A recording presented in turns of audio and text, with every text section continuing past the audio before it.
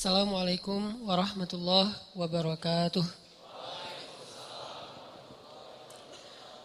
Innal hamdalillah nahmaduhu wa nasta'inuhu wa nastaghfiruh wa na'udzu billahi min syururi anfusina wa sayyiati a'malina. May yahdihillahu fala mudilla lahu wa may yudlil fala hadiyalah. Asyhadu an la ilaha illallah wahdahu la syarikalah wa asyhadu anna Muhammadan abduhu wa rasuluhu la nabiyya ba'dah. Allahumma salli wa sallim wa barik ala sayyidina Muhammadin wa ala alihi wa sahbihi ajmain.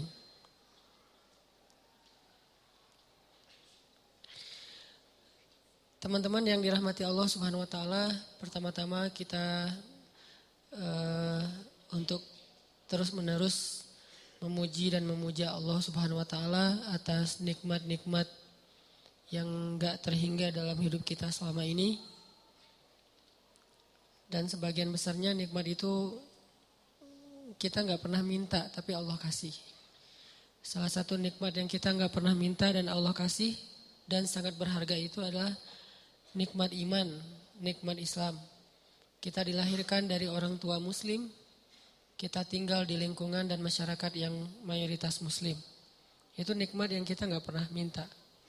Tapi karena Allah sayang sama kita, Allah kasih tetap buat kita. Kalau dibandingkan dengan orang lain yang mencari Islam itu dengan proses yang panjang, proses yang rumit, kayak Salman Al-Farisi yang harus jadi budak dulu untuk menemukan Islam. Harus dijual dulu untuk menemukan Islam, harus dirampok dulu di tengah jalan untuk menemukan Islam. Kayak Suhaib bin Amr harus jatuh bangun dulu, harus miskin dulu untuk bisa mendapatkan Islam. Ada banyak proses yang dilalui orang lain dan sulit. Itu terjadi di zaman sahabat dan terjadi juga di zaman kita sekarang. Ada orang yang harus mengalami second life dulu untuk bisa mendapatkan Islam. Harus ngalamin pengalaman spiritual yang rumit dulu untuk bisa mendapatkan Islam. Harus diputusin 10 kali dulu biar bisa taubat, kan agak-agak berat ya. Nah kita mah belum diputusin udah taubat. Habis taubat baru diputusin. Artinya kita dikasih nikmat itu sama Allah tanpa harus susah-susah. Lahir udah sebagai muslim. Orang tua dua-duanya muslim. Masyarakatnya mayoritas muslim. Kebayang gak kalau kita lahir sebagai muslim, orang tua muslim tapi di Rohingya. Yang berislamnya susah banget. Makin kelihatan Islamnya, makin kelihatan solehnya, makin besar ancamannya. Dibakar hidup-hidup, digorok di depan keluarga, orang tua, pasangan dan anak perempuannya dinodai di depan dia.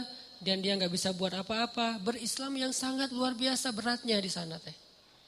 Atau di Suriah, di Palestina, yang Palestina mungkin udah hampir 1 abad. Udah lebih dari 60 tahun mereka dijajah.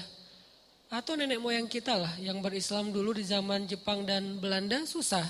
Sekarang kita Allah beri nikmat yang kita gak minta. Lahir setelah Indonesia merdeka.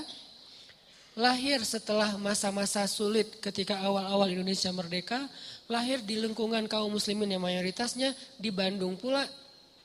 Karena ada beberapa wilayah di Indonesia yang berislam juga masih susah sampai sekarang. Dengan konflik-konflik sosial yang kadang-kadang, konflik horizontal yang kadang-kadang terjadi itu sampai kita ketakutan gitu. Kok ada di suatu wilayah yang umat Islam itu yang kayak dulu tahun 2001. Yang sempat rame tuh di Ambon, di Poso. Alhamdulillah kita di Bandung. Pernah minta enggak lahir sebagai orang Bandung? Enggak pernah. Tapi Allah kasih nikmat lahir sebagai orang Bandung. Dan saya aja orang Aceh cemburu sama orang Bandung. Alhamdulillah Allah takdirkan saya tinggal di Bandung. Ini nikmat yang besar. Tanpa saya mengeluh sebagai orang Aceh karena itu juga nikmat yang luar biasa buat saya. Karena bisa dibilang itu sesuatu karunia. Tapi Bandung punya nikmat lain yang mungkin orang Aceh gak punya. Orang Aceh punya nikmat lain yang jelas kita dilahirkan dalam suasana yang sangat nyaman. Berislamnya tuh gak repot. Ini layak disyukuri oleh kita setiap hari. Karena kalau kita gak mensyukuri ini, nanti Allah akan cabut satu aja. Bukan iman, bukan hidayah yang dicabut. Tapi berislamnya yang dicabut. Nikmat berislamnya. Dibikin berislam kita susah. Dibikin berislam kita itu repot. Gampang banget buat Allah. dimunculkan di antara kita seorang pemimpin yang zalim aja udah repot loh. Mau bikin taklim repot, mau ngaji repot, di sekolah pendidikan Islamnya dihapus segala macam kayak Turki beberapa waktu yang lalu. Itu kan berislamnya repot kan, di Turki mau azan aja nggak boleh pakai bahasa Arab. Udah gitu isi dari azan itu ada dihapus beberapa kalimat-kalimat yang sakral dalam Islam. Kayak kalimat hayya 'alal falah misalnya. Atau taklim-taklim, khutbah-khutbah mulai di style sama negaranya sekuler. Sehingga kita dengerin khutbah tuh kayak garing gitu. Lama-lama kegaringan yang dipelihara bertahun-tahun buat kita makin gak ngerti agama. Begitu gak ngerti agama gampang frustasi, depresi, tingkat stres tinggi. Mulai kasus-kasus bunuh diri meningkat. Ini berislam sudah dicabut nikmatnya oleh Allah. Kalau kita enggak syukurin. Nah kita syukurin alhamdulillah atas nikmat iman, Islam, hidayah. Lahir dalam lingkungan mayoritas muslim yang nyaman di Indonesia. Mudah-mudahan dengan kayak gitu Allah tambahkan nikmat berislam. Gimana Allah tambahkan nikmat berislam? Mengekspresikan keislaman itu disupport sama pemerintah. Karena mengekspresikan keislaman itu insya Allah gak akan ganggu orang lain kok. Konsep agama Islam itu kan udah ideal banget ya. Gak mungkin kita taat dengan agama kita terus ngeganggu agama lain. Itu mustahil, gak ada dalam kamus Islam kayak gitu. Jadi gak usah khawatir ketika kita taat dengan syariat Islam, agama Islam. Ketika kita mengekspresikan keislaman kita, gak usah khawatir. Justru itu jadi sebuah kebaikan karena sifat dasar Islam itu rahmatan lil alamin. Makin orang Islam mengerti agamanya, makin dia rahmah kepada orang lain. Gak mungkin makin ngerti agama makin galak. Gak mungkin. Dia galaknya bukan ke orang lain, galaknya kepada kemungkaran. Nah, kalau itu memang semuanya harus kita galak. Bukan orang Islam doang, manusia mah harus galak kepada kebatilan, kemungkaran, bahasa kita ya. Kalau bahasa umumnya kejahatan. Harus galak dong dengan kejahatan, kalau enggak kejahatan merajalela. Galak dengan kriminal-kriminal yang luar biasa merajalela. Galak dengan orang yang membunuh bayi gak berdosa apa kurang, emang gak boleh galak. Bayi dibuang di kebun gitu, emang gak boleh galak. Harus galak. Karena kalau gak galak kejahatan itu merajalela. Tapi bukan kepada orangnya, etnisnya, agamanya. Kita ngerti banget lah yang kayak gitu-gitu. Diajarkan oleh orang tua kita, ulama-ulama kita. Yang di atas semua itu diajarkan oleh nilai-nilai agama kita. Kita ngerti banget, gak usah diguruin dalam bab itu. Gak usah dikasih tahu, itu kita ngerti. Jadi makin kita berislam, insya Allah makin kita rahmah kepada orang lain. Ini kalau kita syukurin, Allah akan angkat untuk kita pemimpin yang semakin kita syukuri, semakin baik pemimpinnya. Semakin kita syukuri nikmat berislam, semakin baik pemimpinnya. Kebayang gak sih enaknya kita jadi muslim? Ini cita-cita saya pribadi. Sholat, muazzinnya wakil presiden kan? Hayya 'alas shalah. Lembut azannya. Siapa? Wakil presiden.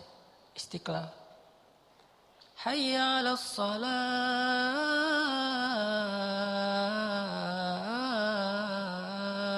Azan subuh. Wakil gubernur. Wakil wali kota. Imamnya wali kota, gubernur, presiden.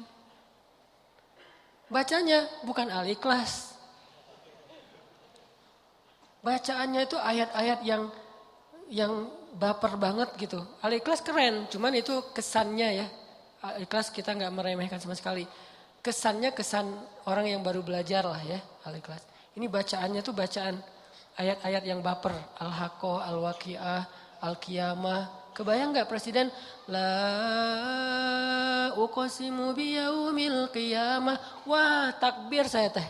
Sujud syukur tuh kalau dapat presiden kayak gitu tuh. Wala uqsimu bin nafsil lawamah. Wah itu benar-benar nikmat dari langit untuk bangsa Indonesia tuh. Nikmat dari langit tuh untuk warga Jawa Barat. Nikmat dari langit tuh untuk warga Bandung. Kalau imam kita adalah jangan dipisahin lagi imam masjid dengan imam pemerintahan. Karena dalam Islam gak ada pemisahan tentang itu. Dulu Abu Bakar ya imam juga. Umar ya imam juga dengan kapasitasnya. Puncaknya Utsman dan Ali. Karena Utsman ini ulama Al-Quran. Ali ini ulama banyak ilmu dalam Islam. Sampai seorang presiden Kayak Utsman tuh. Lagi ngajarin Al-Quran di dalam Masjid Istiqlal. Namanya dulu Nabawi. Di Masjid Istiqlal lagi ngajarin Quran nih. Tiba-tiba datang murid di pintu masjid. Gak sengaja ngelihat cewek lagi lewat. Kesingkap jilbabnya karena angin. Dia pikir karena gak sengaja sekilas cuma rambut doang. Gak istighfar. Itu mah sepele gitu, receh. Dosa receh. Masuklah dia ke masjid. Presiden bilang gini. Kenapa ada yang masuk ke dalam majelis kita? Sementara di dalam matanya masih ada bekas dosa. Ini presiden punya telepati yang luar biasa nih. Kenapa masuk ke dalam majelis kita seseorang yang di matanya masih ada bekas dosa? Orang itu nanya, ya Amirul Mukminin, apakah telah turun wahyu kepada anda sementara tidak ada lagi wahyu setelah Rasulullah? Maksudnya gimana anda tahu saya baru melihat dosa di luar padahal gak ada yang lihat selain saya sendiri gitu. Kata Utsman bin Affan, ittaqu farasatal mu'min. Hati-hati dengan farasah, jadi bahasa Indonesia firasat. Hati-hati dengan firasat orang yang beriman. Presiden segitu firasatnya coba. Sampai dosa yang dia gak lihat tahu, kan berarti keren banget nih presiden. Dan ini adalah wujud dari kesolihan masyarakat. Makanya Allah berilah pemimpin yang soleh untuk mereka. Karena pemimpin itu gambaran dari kita. Kalau bahasa Nabi itu pemimpin adalah hasil dari gimana masyarakatnya. Kalau pedagang-pedagang pada jujur, Allah kasih pemimpin yang jujur. Jadi jangan selalu hanya nyalahin pemimpin. Jangan-jangan pemimpin kita banyak yang korupsi karena pedagang juga dalam kelas yang lebih kecil gak jujur dagangannya juga kan. Mau beli buah naga dari pas kita lewat tulisannya 1 kilo 10.000. Pas kita berhenti, Pak yang 10.000 yang itu. Loh ternyata 10.000 di bawah gak kelihatan. Yang di display 20.000, tapi tulisnya 10.000. Gimana kita mau dapat pemimpin yang jujur? Bukankah salah satu cara Allah menghukum masyarakat yang curang adalah dengan menghadirkan pemimpin-pemimpin yang curang?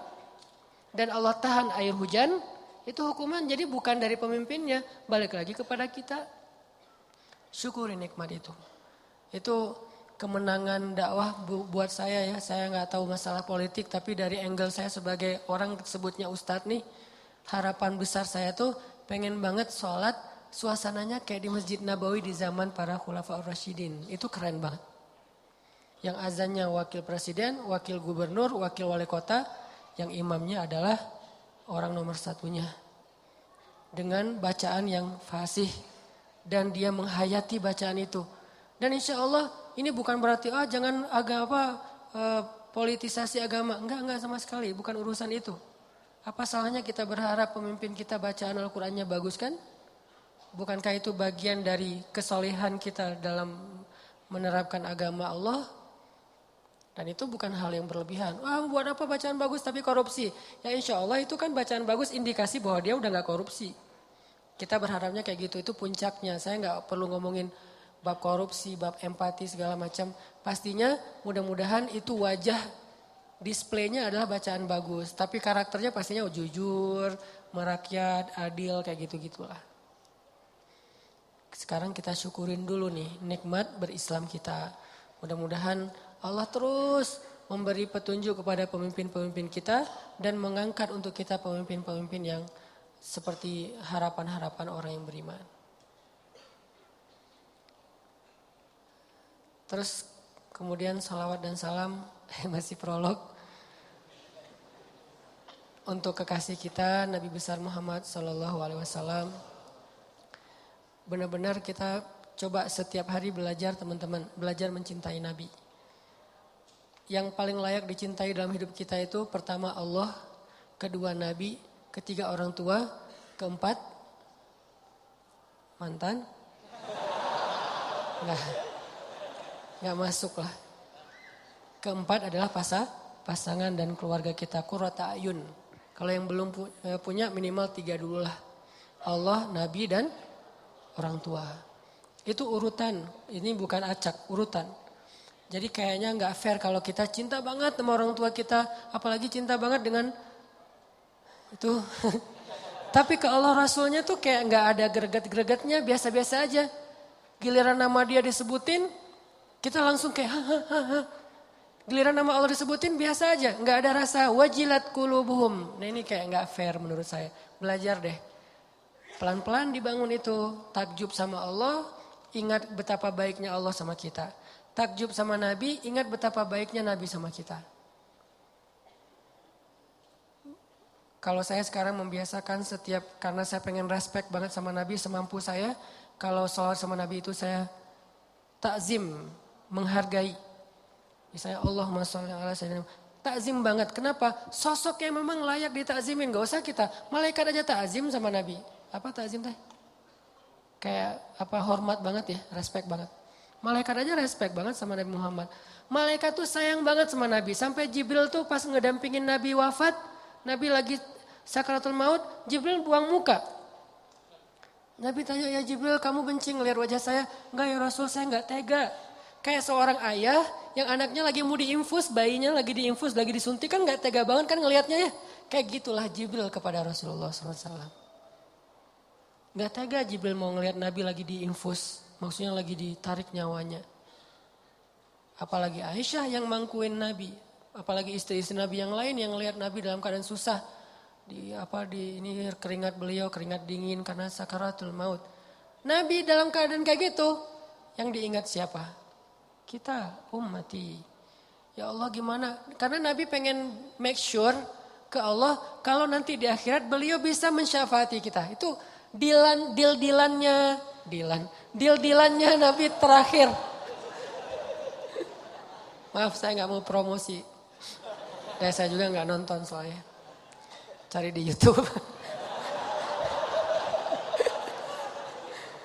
Deal-dealan Nabi sama Allah yang terakhir itu adalah make sure kalau Nabi itu bisa syafaatin umatnya. Itu tuh deal-dealan Nabi sama Allah yang terakhir loh.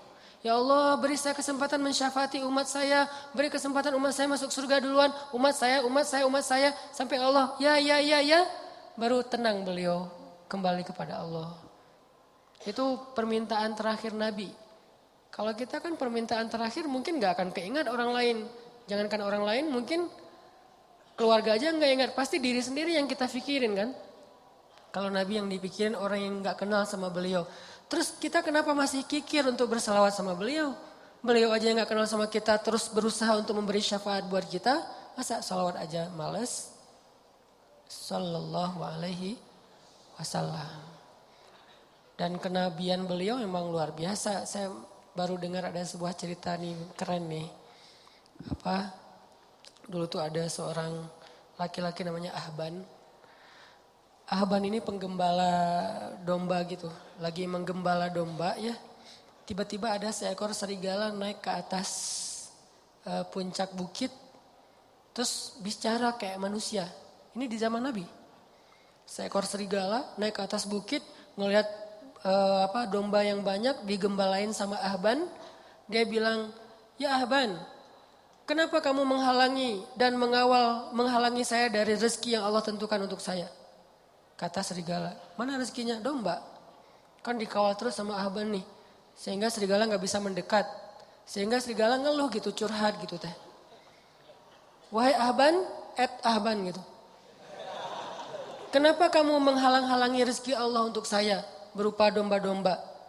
Ahban lihat kanan kiri, mana orang yang ngomong? Kata serigala, saya, kata serigala teh. Oh kamu, ajaban. Mengagumkan sekali serigala bisa bicara seperti manusia. Kata Ahban, kata serigala, ada yang lebih mengagumkan daripada ini. Apa? Ada seorang laki-laki di Madinah dan dia adalah utusan Allah.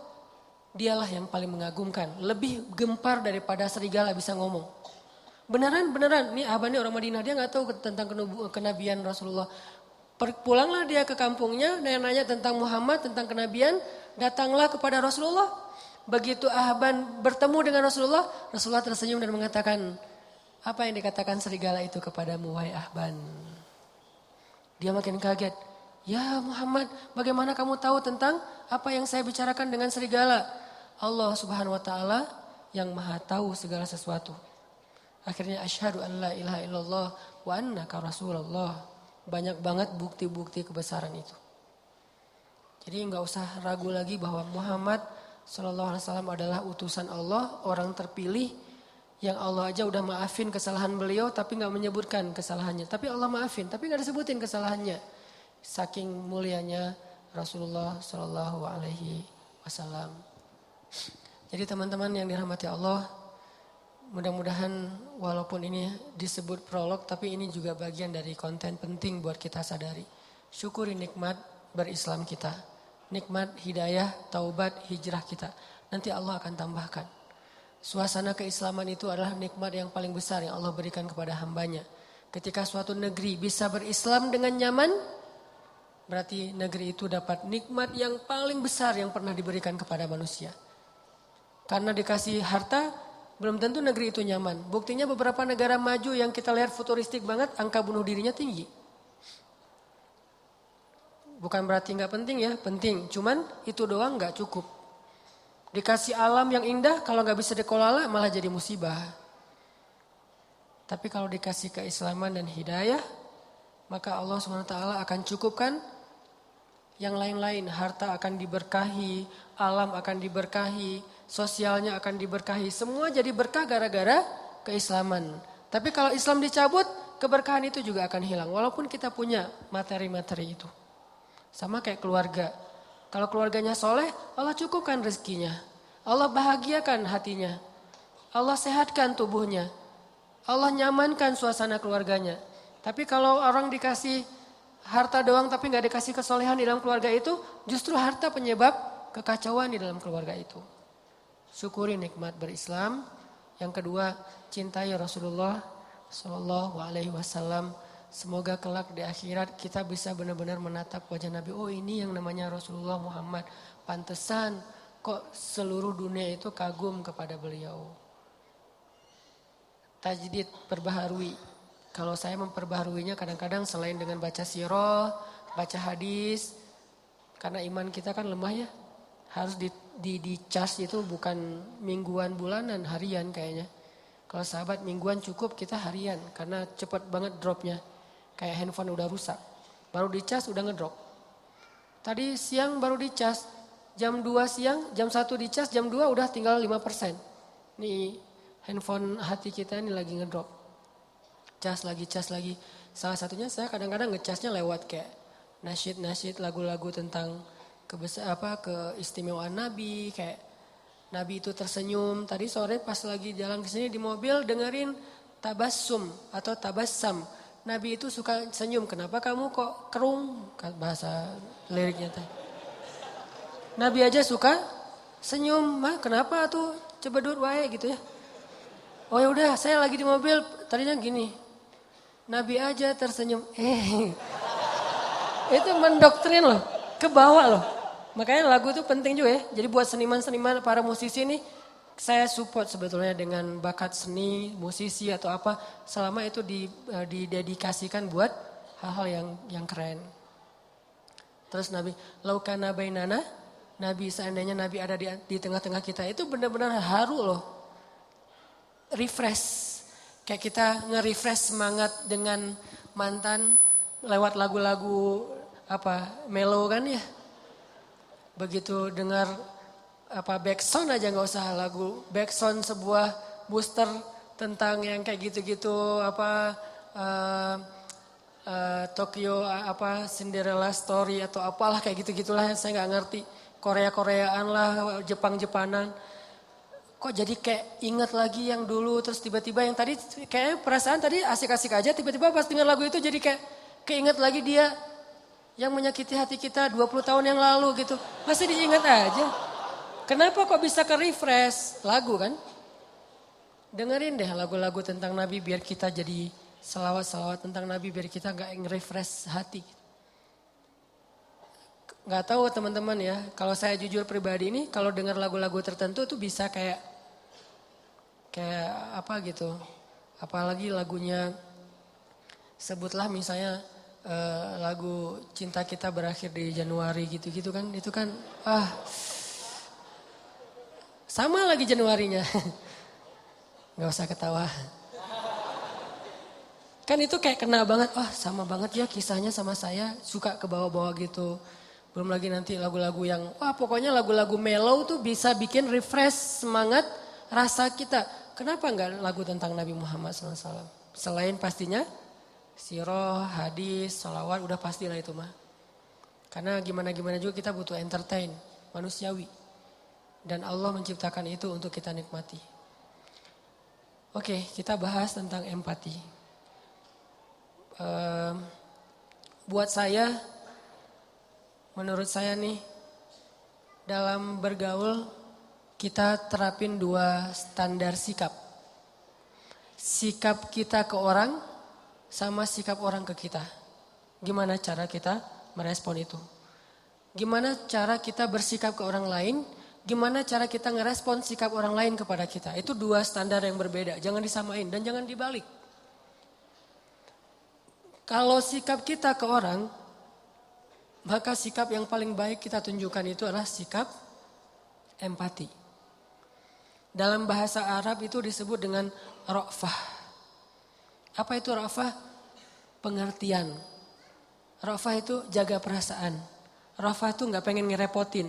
Ra'fah itu gak pengen nyakitin. Ra'fah itu gak pengen nyinggung. Ra'fah itu gak pengen ngebebanin. Mungkin salah satunya empati. Itu sikap kita ke orang lain. Ini yang diajarkan Nabi SAW kepada kita. Tapi kalau orang ke kita, sikap kita adalah syarhus sadar. Apa syarhus sadar? Lapang dada, legowo kalau kata orang Jawa. Syarhus sadar. Alam nasyrah laka sadrak. Kalau kita ke orang, ra'fah, jaga perasaan dia. Kalau orang ke kita, lapang dada. Jangan dibalik. Kalau kita ke orang, berharap dia lapang dada. Kalau dia ke kita, berharap dia empati. Ini egois nih. Ya ra'fah dong, jangan.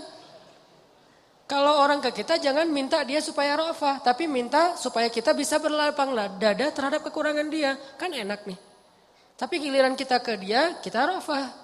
Tapi kalau dibalik, giliran orang ke kita, harusnya dia ra'fah sama saya Ustadz. Tapi dia tuh gak pengertian banget. Ini kebalik. Terus giliran kita ke orang lain, ya dia harusnya kan berlapang dada. Kan saya manusia biasa, dibalik lagi. Sikap ini yang selama ini ketuker. Jadilah banyak chaos. Kita dengan pasangan, kita dengan teman kos-kosan, dengan teman kuliah, dengan dosen, dengan murid, dengan orang tua bahkan.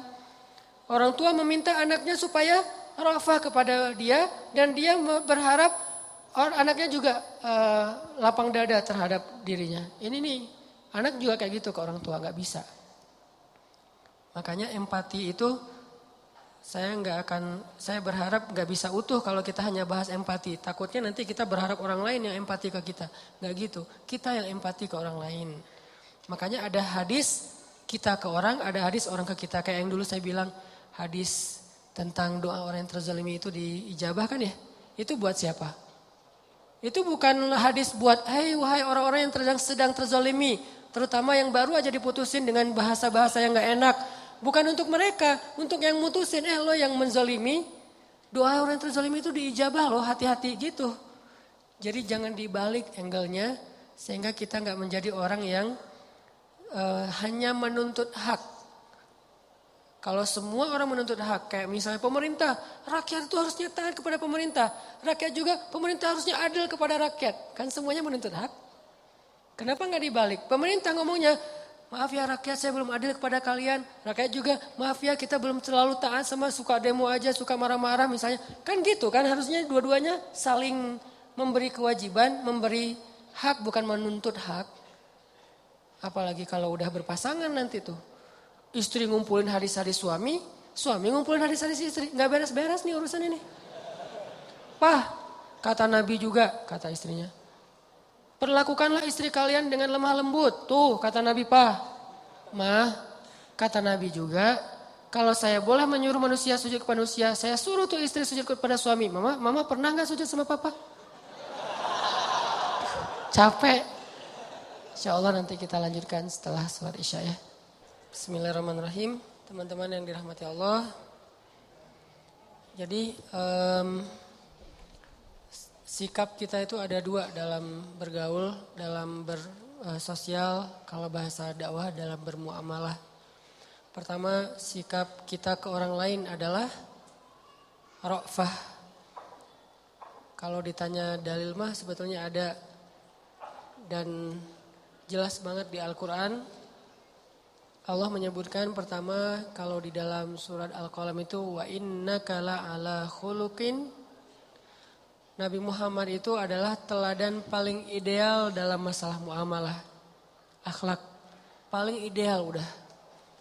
Tinggal kita contohin aja gimana Nabi ke orang lain, gimana Nabi dari orang lain ke beliau.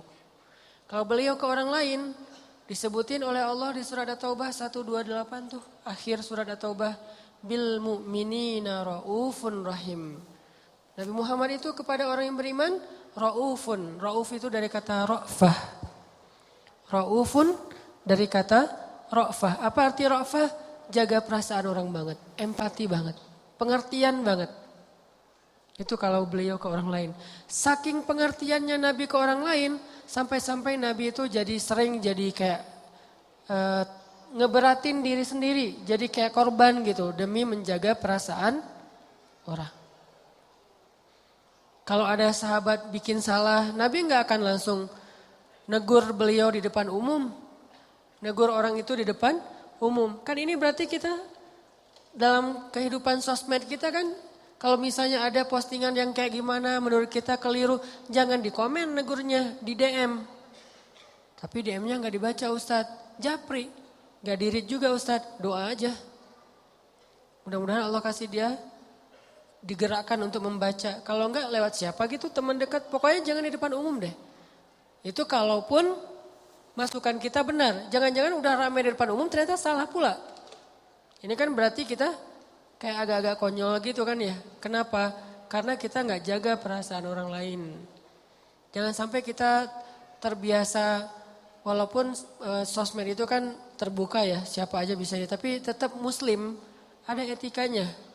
Jangan sampai kita terbiasa dengan sosmed yang terbuka, akhirnya bebas, mau ngucapin apa aja. Sampai kata-kata yang gak pantas juga keluar. Kayak tadi saya baru nge-delete beberapa komen dari postingan saya yang kemarin kan, yang masalah daya kolot. Ada yang komen sampai kata-katanya gak enak gitu, saya delete. Kenapa kok masa di komen ada istilah nama hewan di situ teh?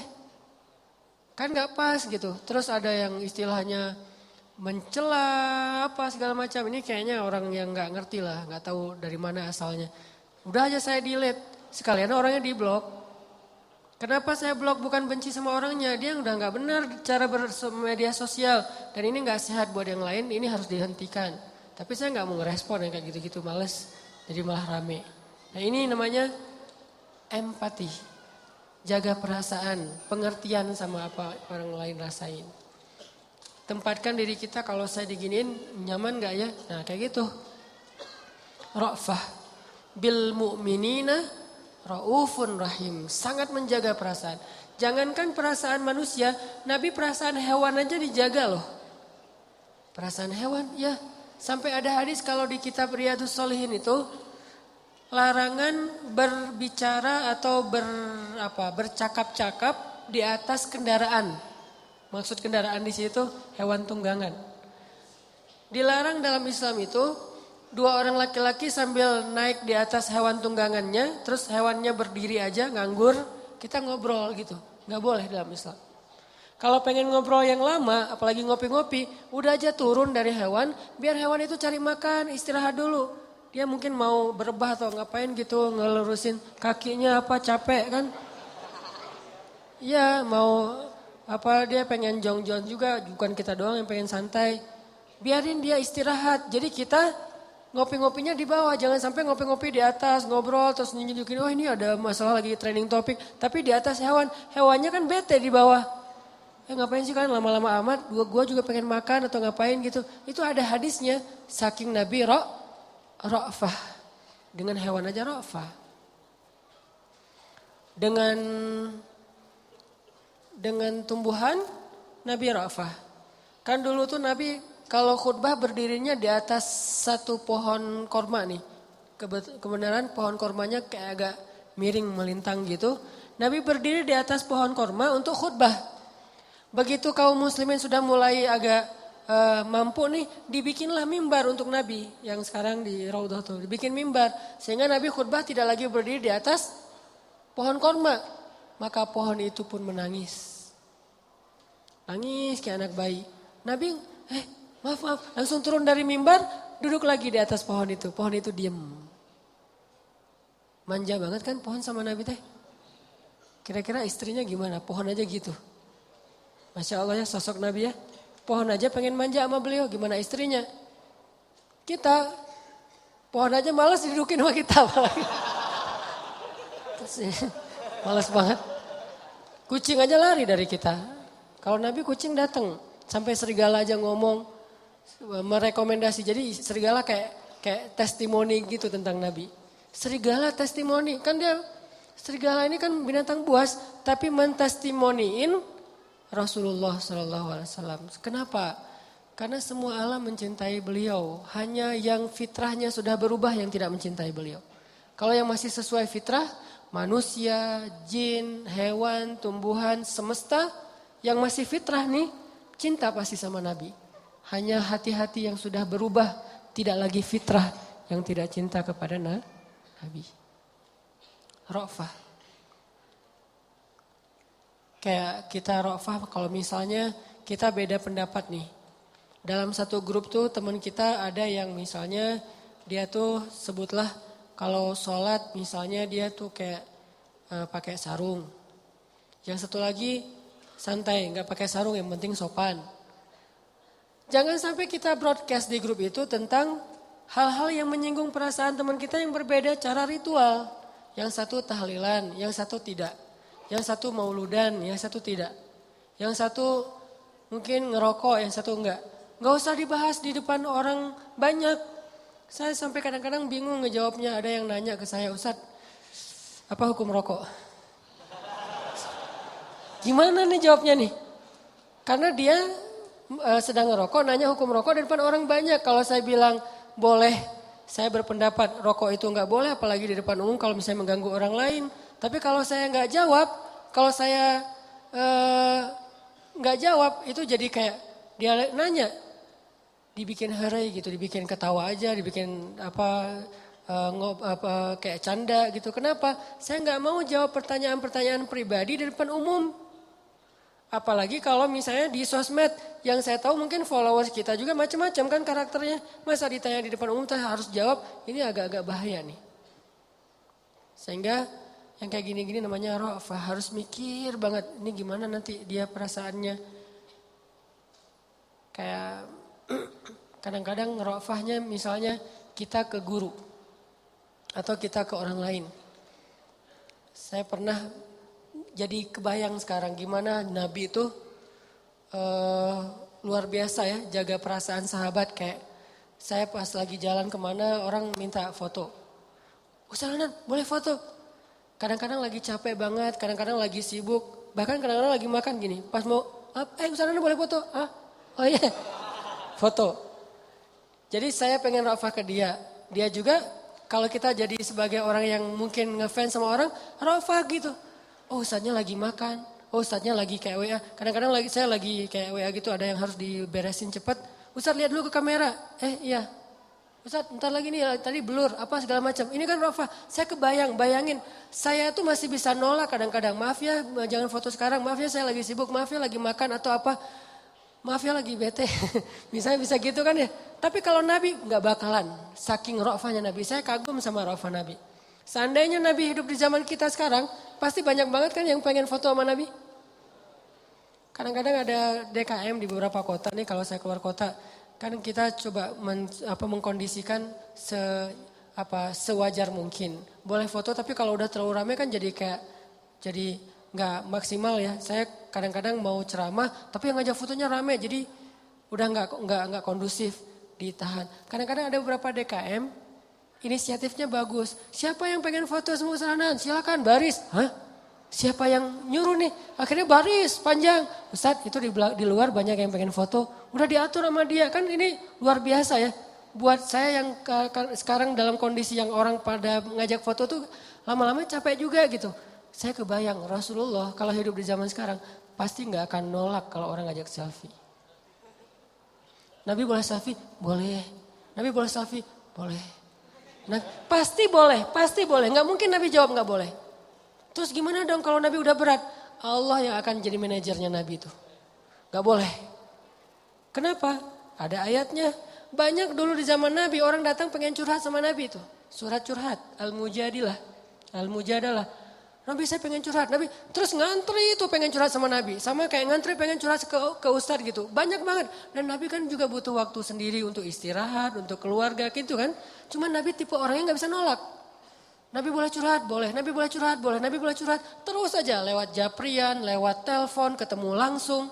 Semuanya pengen curhat sama Nabi. Akhirnya karena Nabi orangnya gak bisa nolak, Allah turunkan ayat. Kalau kalian pengen curhat sama Nabi, sedekah dulu.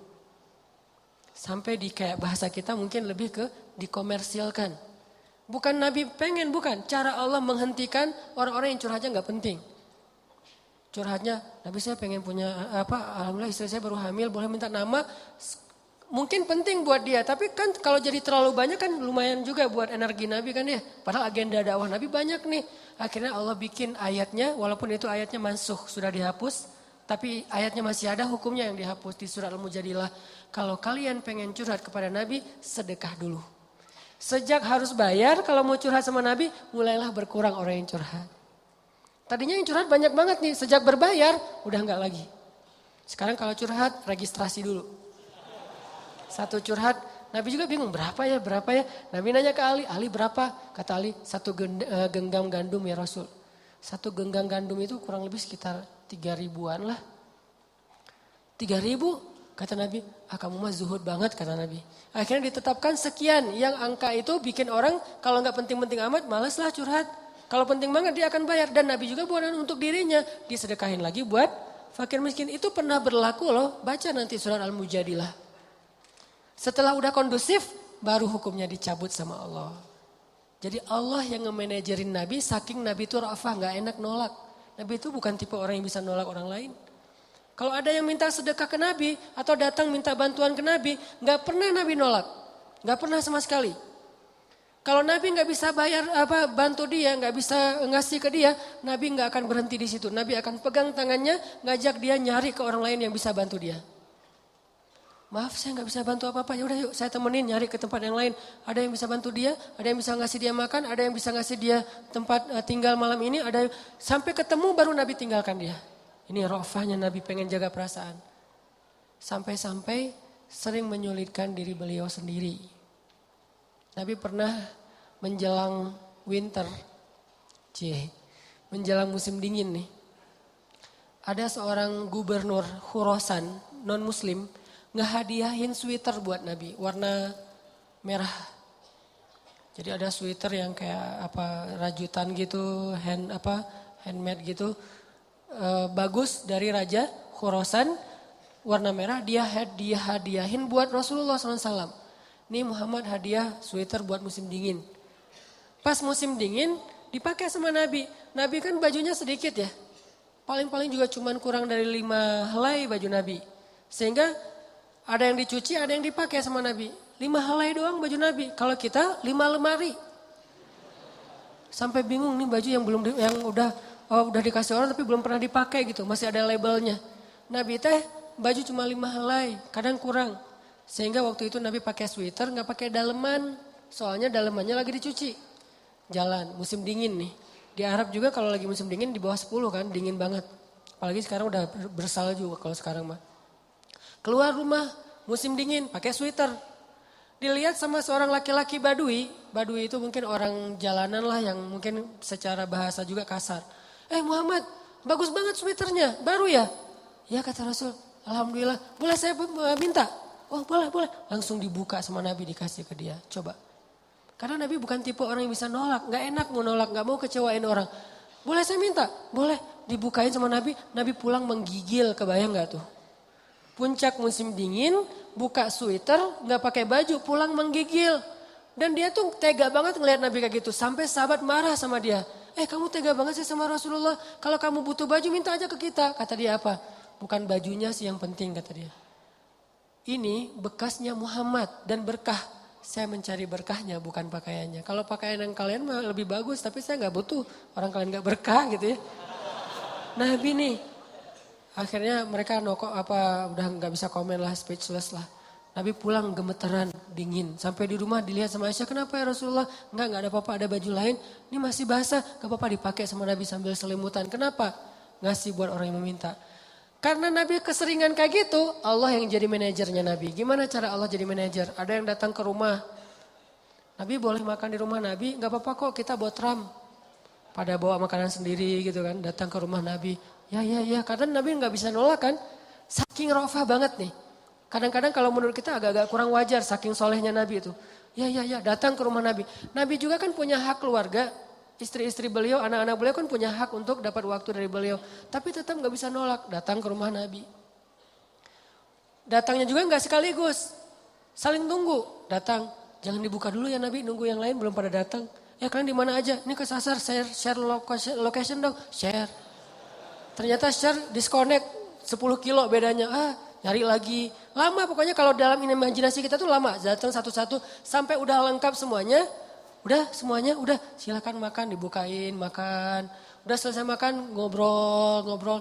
Lama-lama saya juga pernah ngerasain kayak gitu. Ada orang mungkin saking sayangnya sama saya, kayak nyaman gitu ngobrol sama saya. Buka topik.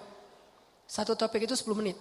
Ustadz kemarin saya baru gini-gini. Mulai ini saya. Oh gitu-gitu. Oh gitu. Padahal udah gak kuat. Tapi gitu kan basa-basi ya untuk menghargai orang. Selesai satu topik karena dia ngerasa kayak nyaman gitu ngobrol.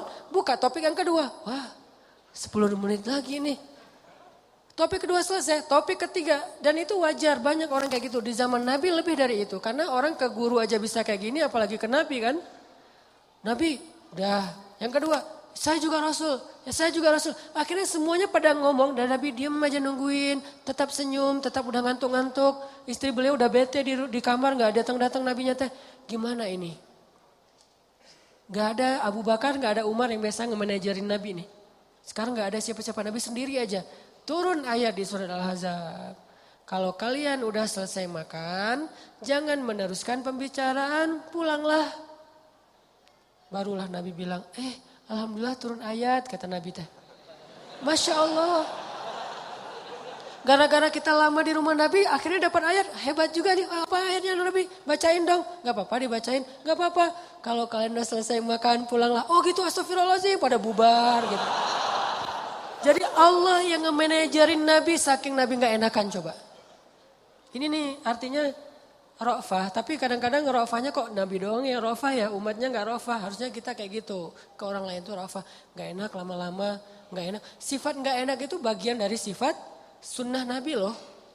Gak enak kalau komen di depan umum, gak enak kalau kita menjudge, gak enak kalau kita marah-marah, gak enak kalau kita coret-coret mukanya, gak enak apa gitu. Gak enak, jaga perasaan orang lain teh. Nah ini namanya rofah. Kalau hidup kita penuh dengan kayak gini ke orang lain, insya Allah akan lebih nyaman cara gaul kita, masyarakat kita. Giliran orang lain ke kita, alam nashrah laka sadrak wa wada'na anka wizrak. Kalau kita lapang dada, ringan beban kita teh. Kenapa kadang-kadang punggung kita nih di sini tuh pundak kita rasanya kayak keras gitu kan ya. Kebanyakan pikiran. Pas kita dipijat, kenapa nih keras banget? Stres. Kenapa kok bisa stres? Dadanya sempit. Orang yang dadanya sempit, satu kesalahan orang aja udah bikin dia nyesek. Tapi kalau dadanya lapang, kesalahan-kesalahan orang itu gak bikin dia nyesek karena masih lapang. Kayak sebuah ruangan sempit, ditaruh satu barang udah sesek. Tapi kalau ruangannya luas, ditaruh banyak barang juga masih lapang, gor gitu. Naruh lemari beberapa masih lapang. Tapi kalau kamar mandi, taruh lemari satu udah gak bisa ngapa-ngapain kan ya. Jadilah syarhus sadar, berlapang dada dengan kesalahan orang lain kepada kita. Sehingga kita gak gampang nyesek, kita gak gampang stres, kita gak gampang nyimpen, gak gampang sakit punggung kita. Kayak gitu Allah bilang, alam nasyrah laka sadrak. Kalau udah lapang dada, wa wada'na anka wizrak, kami turunkan beban-beban kamu. Alladzi anqadha dhahrak, yang memberatkan punggungmu. Caranya gimana? Fa inna ma'al usri yusra, inna ma'al usri yusra, fa idza faraghta fansab wa ila rabbika farghab. Itu kan ajaran supaya syarhus sadar. Pasti ada kebaikan di sini, pasti ada kebaikan di sini. Minta aja sama Allah, minta tolong kepada Allah, maafkanlah dia. Supaya kita enggak enggak memberatkan punggung, enggak jadi berat sendiri gitu. Jadi stres sendiri, jadi kayak terbeban sendiri. Ini kalau orang kepada kita. Kayak misalnya cara lapang dada itu kayak husnuzon salah satu yang paling penting. Oh pasti bukan saya maksudnya. Kadang-kadang kan kita suka baper sendiri ya. Ada yang ngomong apa chat di grup kita ngerasa kayak di spam gitu. Wah ini gua banget nih yang diomongin. Padahal enggak. Bukankah kita sering dengerin khutbah atau ceramah seseorang ustadz itu. Kayak ustadz itu kenal kita banget. Kok ustadz itu jadi tahu masalah saya sih? Enggak, dia enggak tahu masalah kita. Allah yang menuntun lisannya karena pengen menasihati kita lewat dia. Tapi dia enggak tahu, jadi jangan kegeeran, jangan baper sendiri. Wah ustaz ini pasti ngomongin saya nih. Enggak, ustaznya juga enggak tahu masalah kita. Karena ada beberapa kasus yang saya pernah kayak gitu, saya lagi ngomongin apa, terus tiba-tiba ada jemaah yang kayak tersinggung. Wah ustaz ngomongin saya nih di depan umum, siapa juga orang saya enggak kenal orangnya. Kenapa kok persis? Saya juga sering kayak gitu kan udah 2 tahun ini kan saya gak khutbah Jumat nih. Kenapa gak khutbah Jumat? Salah satu alasannya saya pengen Jumat itu privasi waktu buat anak laki-laki saya. Karena dia sekarang udah 3 tahun, saya kasih jatah pokoknya Jumatan harus di Cihanjuang bareng Yahya. Karena saya pengen dampingin dia ke masjid hari Jumat.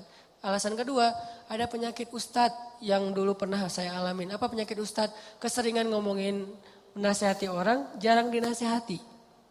Nah saya pengen Jumat itu waktu saya mendengar nasihat buat diri saya sendiri. Awal-awal itu benar kerasa. Pas pertama dengar khutbah orang, apaan sih ini kayak gini ngomongnya. Ada tuh ego-ego ustadz kayak gitu tuh muncul tuh. Itu kan yang lagi diobatin tuh. Wah nggak gini, saya tahu dalilnya lebih dari ini mulai. Muncul gitu-gitu tuh.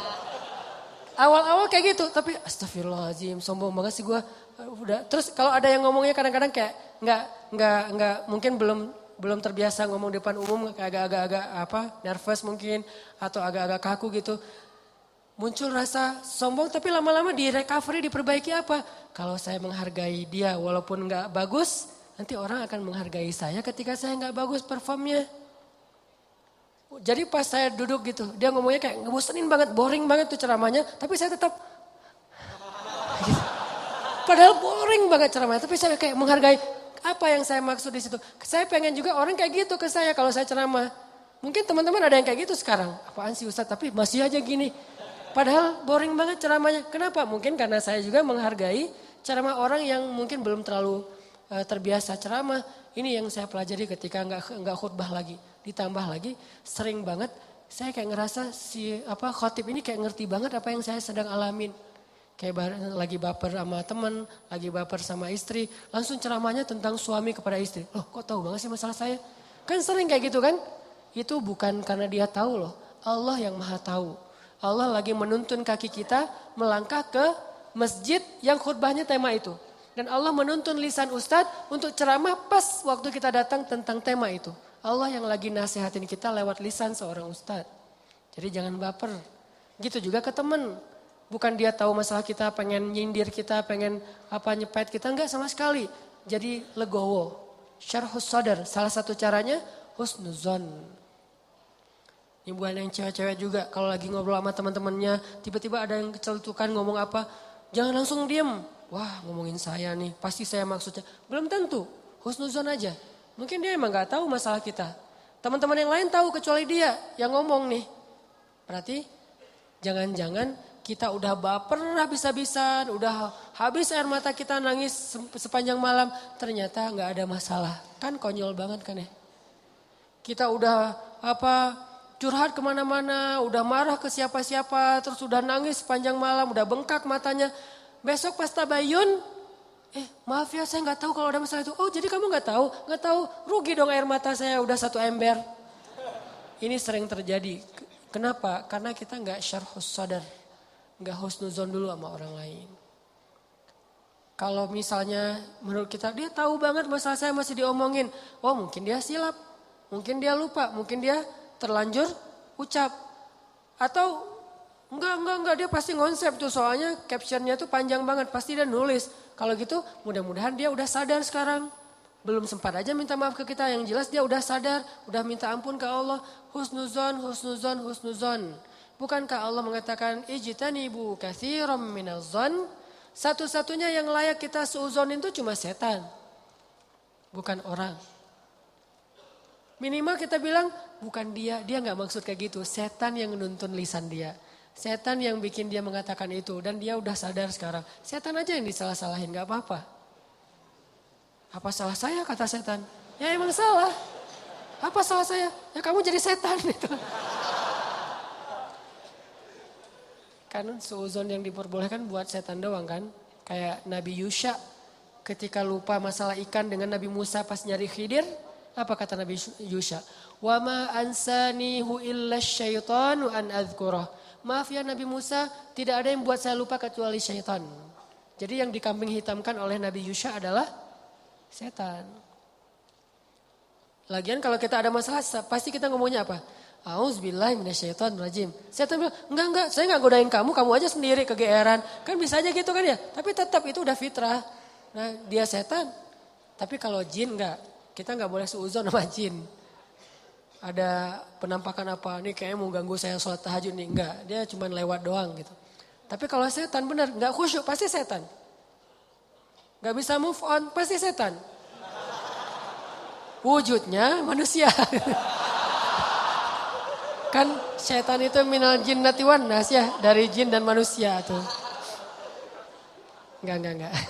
Bercanda, astagfirullahaladzim. Nanti saya di-report, di-ban lagi akun saya. Sama mantan-mantan. Banyak gening. Oke. Dari orang ke kita, syarhus sadar. Secara syarhus sadar, lapang dada gimana? Husnuzon. Dan ini gak bisa sekaligus, teman-teman saya juga masih belajar husnuzon. Oh mungkin. Iltamis li akhika alfa uzrin. Cari 1000 alasan buat saudara kamu. Kalau gak bisa gitu minimal cuek. Arti cuek gak usah dipikirin. Gak usah dibahas. Kadang-kadang ngebahas satu masalah sebetulnya cara lain buat setan untuk bikin kita gak pernah bisa selesai dengan masalah itu. Terus aja dibikin berlarut-larut. Kayak ada teman kita habis ada masalah sama temannya yang lain. Gak usah dibahas sama kita. Kemarin gimana masalahnya udah beres? Jangan ditanya, udah aja lupain. Begitu kita tanya dia akan bilang lagi. Ya tuh enggak apa kemarin dia masih ngomongin saya. Oh gitu, terus kita pancing-pancing lagi tuh. Harapannya apa? Niat kita pengen empati. Padahal itu bukan empati itu. Pengennya kita berpihak sama dia. Itu enggak berpihak. Tahu enggak apa arti namimah atau mengadu domba? Kata Nabi, la yadkhulul jannah an-nammam. Enggak akan masuk surga orang yang suka mengadu domba. Enggak akan masuk surga. Nah, adu domba itu ada 2, teman-teman. Ada adu domba orang yang memang jahat, ada adu dombanya orang soleh. Orang soleh juga bisa mengadu domba. Gimana caranya? Kalau orang yang gak soleh mengadu domba, dia sengaja membuat fitnah di antara 2 orang sehingga mereka jadi baperan, jadi putus silaturahim. Ini gak soleh. Insya Allah kita gak akan kayak gitu. Saya yakin gak ada niat kita ngadu domba orang. Tapi kita mungkin banget terjebak di adu domba yang kedua. Adu dombanya orang soleh nih. Gimana ngadu dombanya? Nih saya kasih contoh. Si A ngomongin si B di depan kita. Tapi gak sampai kan ke si B. Kita yang dengar, si B gak dengar. Misalnya kayak dia lagi ngejapri kita. Iya dia gini. Kita kan yang tahu. Terus kita capture. Kita forward ke si B.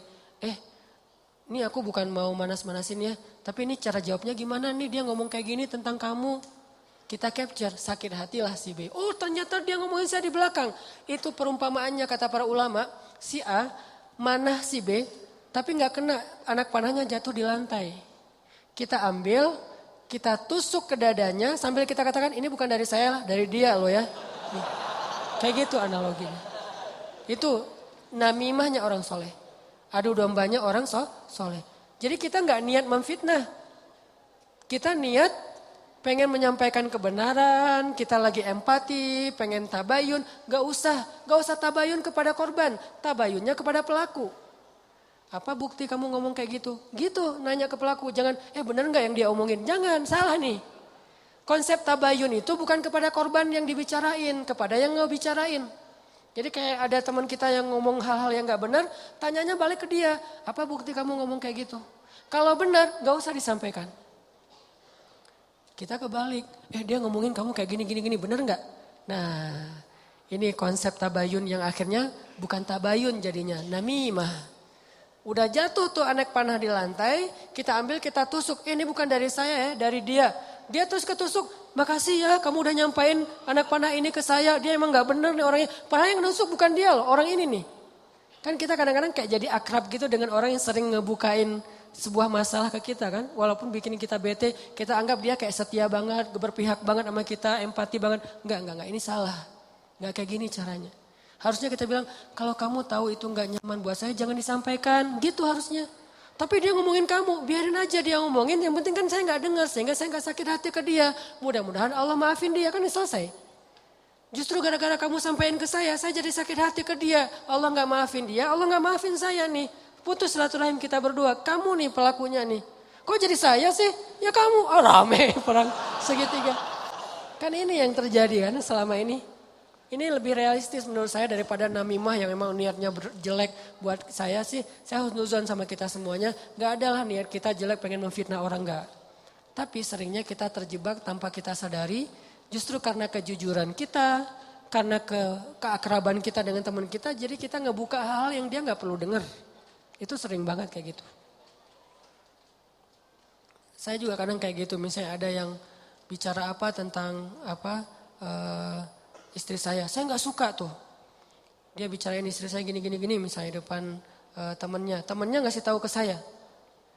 Terus saya kan jadi sakit hati sama orang itu ya. Saya juga ngasih tahu ke istri saya lebih sakit hati lagi sama dia. Ini salah, dia salah, saya salah. Harusnya saya diem aja. Papa udah tahu kan masalah ini, kenapa nggak kasih tahu ke mama? Karena papa berharap mama nggak tahu. Tapi daripada mama tahu dari orang lain, ya berarti orang itu yang salah, bukan papa. Kenapa dia ngasih tahu ke mama? Kan gitu kan? Jangan sampai ya Pak, mama tahu dari orang lain. Jadi kalau ada yang kayak gini-gini harus papa yang ngomong ke mama. Enggak, itu salah konsepnya. Enggak boleh kita menyampaikan sebuah informasi walaupun benar, apalagi belum tentu benar. Walaupun benar kepada orang yang kalau dia dengar dia akan sakit hati atau sedih, enggak boleh. Diamin aja. Kalau ada hal yang enggak benar, kita yang mengklarifikasi. Enggak kayak gitu, saya kenal dia gitu. Jangan biarkan dia tahu masalah ini. Kalau terlanjur tahu, berarti ada orang yang gak tahu konsep namimah level 2. Namimah level 1 emang gak ada niat baik. Namimah level 2 justru karena niat baik. Kan saya pernah bilang, ternyata banyak hadis palsu itu mulai munculnya lewat siapa? Viralnya itu gara-gara ulama-ulama yang soleh. Jadi banyak riwayat hadis palsu itu diantara para ulama yang soleh loh. Bukan sengaja pengen memalsukan hadis. Kenapa? Karena ulama soleh ini terlalu husnuzon. Misalnya nih, ada yang datang ngomong ke saya, Ustadz, saya pernah mendengar hadis gini. Saya sebagai Ustadz, oh gitu? Ya, saya nggak pernah curiga kalau dia itu nggak jujur. Atau kalau dia itu dengarnya nggak utuh. Sehingga saya meriwayatkan lagi. Orang dengarnya dari saya juga nggak curiga kalau saya akan main-main dengan hadis kan. Sehingga tersebarlah hadis palsu. Bukan karena ada orang yang jahat. Ada memang sebagian hadis palsu gara-gara pedagang. Biasanya hadis palsu itu pedagang, penguasa, dan ulama. Ini 3 penyebab hadis palsu. Pedagang pengen ngelarisin barang dagangan. Siapa yang memakai jubah atau sorban 7 meter di hari Jumat, maka dia akan mendapatkan dijauhkan dari api neraka 7 kali langit dan bumi. Untuk jualan sorban 7 meter. Siapa yang makan buah ini maka dibebaskan dari sihir. Dia jualan buah itu. Ini bisa muncul hadis palsu. Dari penguasa.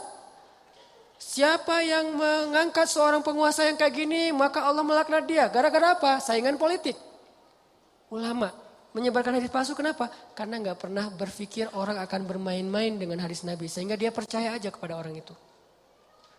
Baru nanti di masa berikutnya ulama ketika ngelihat banyak banget hadis palsu mereka perbaiki. Ini riwayat dari siapa, ini dari siapa. Bisa jadi periwayat hadis palsu itu adalah orang soleh, ulama besar. Kenapa bisa ngeriwayatin? Husnuzon. Gak mungkin lah dia bohong atas nama Nabi. Langsung diriwayatkan balik kepada orang lain. Orang yang mendengar gak mungkin lah Ustadz bohong atas nama Nabi. Terus aja hadis palsunya nyebar. Itu teman-teman. Jadi namimah mengadu domba juga bisa kayak gitu. Gara-gara kita terlalu akrab dengan teman kita. Kemarin ada yang ngomongin kayak gini, benar nggak? Siapa? Si Fulan. Tapi Ini aku karena ke kamu dekat ya teman, jadi aku sampaikan nih. Terus yang teman yang dengarnya, makasih ya udah disampaikan. Kenapa makasih? Harusnya kita bilang, lain kali jangan disampaikan ya yang kayak gitu-gitu ke saya. Harusnya kayak gitu. Kenapa kita malah makasih? Makasih ya udah nyakitin hati saya kan gitu kan ya bahasa lainnya mah ya. Makasih ya udah bikin malam saya nggak tenang. Makasih ya udah bikin saya bete. Buat apa? Jangan disampaikan. Makanya ketika Nabi mau ketemu seorang sahabat mencegat di tengah jalan. Ya Rasulullah, Rasul udah kenal dengan orang itu? Belum. Orang itu ya Rasul, stop kata Nabi. Kamu ingin menyebutkan aib-aib dia tentang saya? Ya Rasul, biar Rasulullah tahu siapa orangnya. Jangan, saya nggak mau ketemu seseorang yang membuat saya bete duluan tentang dia. Biar saya ketemu dengan dia dan saya nggak tahu apa-apa tentang dia. Jadi Nabi bisa nyaman. Ini cara Nabi menghargai orang lain. Jadi teman-teman, kalau kita ke orang jaga perasaannya, kalau orang ke kita berlapang dada. Husnuzon, maafin, lupain, gak usah dibahas, gak usah diperpanjang. Apalagi kita kayak ada kasus misalnya, ada 2 orang yang lagi punya masalah rumah tangga. Kita kayak sebagai temennya atau fansnya atau followersnya, kita kayak pengen nunjukin sikap membela gitu. Salah satunya kita bela, akhirnya kita bikin akun khusus untuk pembela si A. Yang B juga pembela si B. Akhirnya kita rame gitu. Sebetulnya kita lagi mengadu domba 2 orang suami istri ini loh. Harusnya kita kalau nggak bisa mendamaikan, diam. Biar mereka menyelesaikan masalah mereka atau selesai dengan sendirinya karena tidak ada yang respon. Makin direspon makin rame nih. Itu kan terjadi. Jangan-jangan nauzubillah nih teman-teman. Ada peran kita di dalam perceraian 2 orang yang mungkin terjadi. Atau 3 orang atau 4 orang atau sekian banyak orang cerai gara-gara kita nih. Kenapa gara-gara saya Ustadz? Gara-gara kita ngebelain dia. Makin dia mantap untuk menceraikan pasangannya. Benar juga ya kata kamu, berarti saya harus menceraikan istri saya. Enggak, saya enggak nyuruh cerai ya, tapi dia emang kayak gitu orangnya. Nah, ini sering kayak gitu. Ke teman kita juga kayak gitu, ke kantor, di kuliah, di persahabatan. Ini namimah teman-teman. La yadkhulul jannah an-namam. Enggak masuk surga orang yang menyebarkan permusuhan atau mengadu domba. Terakhir, mudah-mudahan kita benar-benar bisa menjalankan 2 konsep ini. Satu surat At-Taubah, Ra'fah. Satu lagi surat Al-Insyirah, Syarhus Sadar dalam bergaul kita. Sehingga insya Allah kita nggak punya banyak masalah di antara teman-teman kita. Udahlah, jangan sampai kita larut terus membahas masalah pribadi. Ada banyak masalah umat yang harus kita bahas.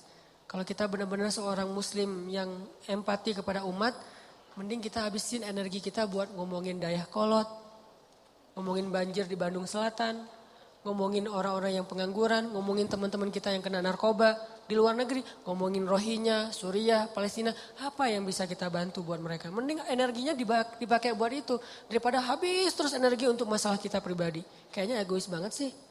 Di sana banyak yang butuh pertolongan kita malah sibuk dengan urusan pribadi.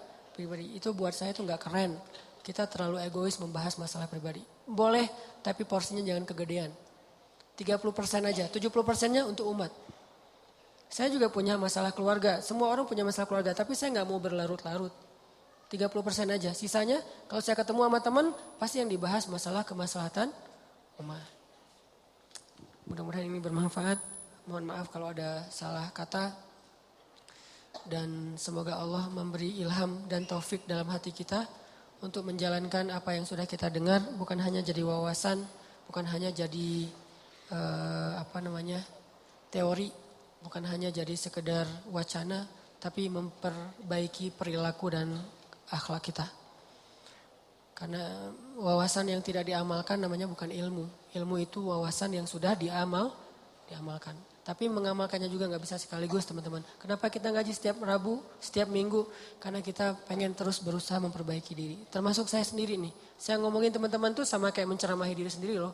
Kadang-kadang di rumah juga istri ingat materi ceramah kemarin. Oh iya. Gitu kan suka gitu ya. Karena menceramahi orang justru balik lagi ke kita. Jadi semua kita belajar, termasuk saya. Memperbaiki diri terus. Ayo kita sebagai muslim ciptakan suasana sosmed yang lebih bijak. Sosmed yang lebih elegan, sosmed yang lebih kreatif, produktif, bukan sosmed tempat kita mengumpat, mencela, haters, bukan. Kita muslim. Tunjukkan bahwa Islam itu emang keren, elegan banget. Karena kita mewakili agama kita. Nanti teman-teman kita di beda agama, mereka juga punya PR menunjukkan sikap dari mewakili nilai-nilai agamanya. Kita juga punya PR itu.